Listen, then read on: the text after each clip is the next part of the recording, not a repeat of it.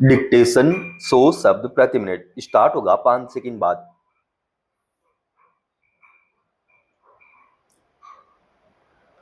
Start. Bharat में प्रवेश परीक्षा केवल एक परीक्षा भर नहीं होती, बल्कि यह महीनों या अक्सर वर्षों की अनुशासित तैयारी की परिणति होती है। जब ऐसी परीक्षा बाधित हो जाती है, जैसा कि नीट 2026 के संदर्भ में सामने आया है, तो यह निसंदेह चिंता का विषय है।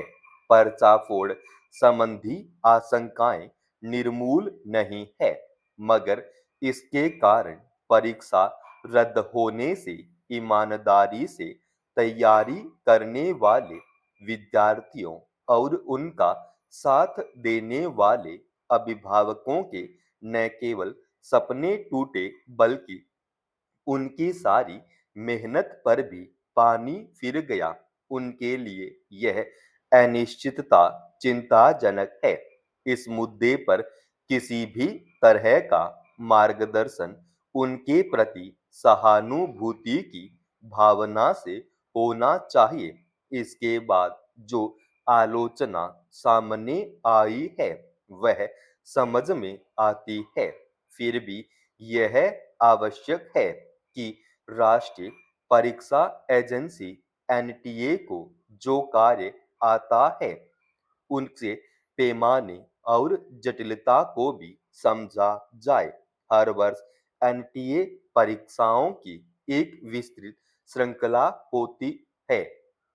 जेई मेन, नीट यूजी और सीयूईटी यूजी जैसे स्नातक प्रवेश से लेकर सीयूईटी और सीमेट जैसे स्नातकोत्तर परीक्षण तथा यूजीसी नेट जैसी पात्रता परीक्षा तक, इन परीक्षाओं में हर वर्ष लगभग 80 लाख अभ्यर्थी शामिल होते हैं, जो कभी कभी 1 करोड़ से अधिक तक पहुंच जाते हैं। कई अभ्यर्थी एक से अधिक परीक्षा में बैठते हैं, जिसके संचालन संबंधी जटिलता और बढ़ जाती है। विषयों की विविधता, अभ्यर्थियों को पृष्ठभूमि, परीक्षा प्रारूपों और समय सीमाओं की भिन्नता इस पूरी प्रक्रिया को चुनौतीपूर्ण बना देती है। इन परीक्षाओं का प्रबंधन बड़े पैमाने का लॉजिस्टिक और सुरक्षा संचालन भी है। इसमें हजारों केंद्रों का समन्वय, प्रश्न पत्रों की सुरक्षित आज संभाल करना, अभ्यर्थियों की पहचान का सत्यापन, सूचना प्रौद्योगिकी प्रणालियों का संचालन, शिकायतों का निपटान और सघन समय सीमा में परिणाम तैयार करना शामिल है। ऐसी जटिल व्यवस्था को निरंतरता के साथ संचालित करना राष्ट्रीय स्तर की चुनौती है। इसे समझने और गंभीरता से भी लेने की जरूरत है। इसी संदर्भ में नीट 2026 की स्थिति को राष्ट्रीय परीक्षा एजेंसी के व्यापक रिकॉर्ड के साथ भी देखा जाना चाहिए। इसकी स्थापना के बाद से पर्चा फोड़ संबंधी चिंताओं के कारण पूरी परीक्षा रद्द होने की घटनाएं बहुत कम रही है, जिनमें यूजीसी नेट जून 2024 का मामला और वर्तमान प्रकरण अपवाद है। यूजीसी नेट के मामले में परीक्षा को संभावित गड़बड़ी के संदेह में रद्द किया गया और दोबारा आयोजित किया गया। इसी प्रकार नीट यूजी 2024 में व्यापक आरोपों के बावजूद सर्वोच्च न्यायालय ने पूरे देश में परीक्षा रद्द करने की सिफारिश नहीं की और यह कहा कि किसी तंत्रगत उल्लंघन का पर्याप्त प्रमाण सामने नहीं आया। विगत वर्षों के दौरान राष्ट्रीय परीक्षा एजेंसी ने प्रक्रियाओं को मजबूत करने की दिशा में कई ठोस काम किए हैं, जैसे पहचान सत्यापन को बेहतर बनाना, संचालन संबंधी नियमों को सख्त करना और शिकायत निवारण प्रणाली को मजबूत करना। गौरतलब है कि लाखों अभ्यर्थी परीक्षाएं देते हैं, उत्तर कुंजी देखते हैं, आपत्तियां उठाते हैं और निर्धारित समय सीमा के भीतर परिणाम प्राप्त करते हैं।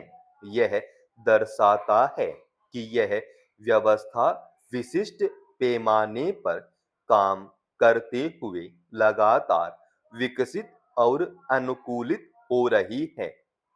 हालांकि नीट का अनुभव यह भी दर्शाता है कि एक ही दिन एक देशव्यापी परीक्षा को कागज कलम स्वरूप में आयोजित करना जोखिम से कम नहीं है। 22 लाख से अधिक अभ्यर्थियों के लिए प्रश्न पत्रों की तैयारी, छपाई, भंडारण और उनकी परिवहन की प्रक्रिया व्यापक है और हर चरण संभावित कमजोरियों को जन्म देता है। ऐसे में एक छोटी सी चूक भी बड़ा प्रभाव डाल सकती है और सार्वजनिक विश्वास को भी प्रभावित कर सकती है, जैसा कि पिछले दिनों देखा गया जब इतना कुछ एक ही दिन पर निर्भर हो जाता है तो व्यवस्था स्वाभाविक रूप से नाजुक हो जाती है। इसलिए नीट 2026 से जो सबक मिलता है वह यह है कि एकल बिंदु पर निर्भरता को कम किया जाए। यह अब जरूरी हो गया है। हालांकि इसका परखा हुआ एक विकल्प पहले से मौजूद है। एनटीए ने जेईई और सीयूटी जैसी बड़ी परीक्षाओं को कंप्यूटर आधारित मोड में अनेक दिनों और सत्रों में सफलतापूर्वक आयोजित किया है। यह तरीका भौतिक रूप से प्रश्न पत्रों को लाने ले जाने की चिंता को काफी हद तक कम कर देता है। इस लिहाज से देखें तो प्रश्न पत्रों की बड़े पैमाने पर छपाई और परिवहन समाप्त होने से एक बड़े जोखिम को समाप्त किया जा सकता है। इस पर अमल होना चाहिए। समाप्त। दोस्तों, रोजाना ऐसे ही एडवांस डिक्टेशन के लिए चैनल को आप अभी सब्सक्राइब कीजिएगा और आज के इस डिक्टेशन का पीडीएफ फाइल हमने हमारे Telegram channel study with HP Swami पर डाल दिया है और उसका लिंक इसी वीडियो के डिस्क्रिप्शन में डाल रखा है।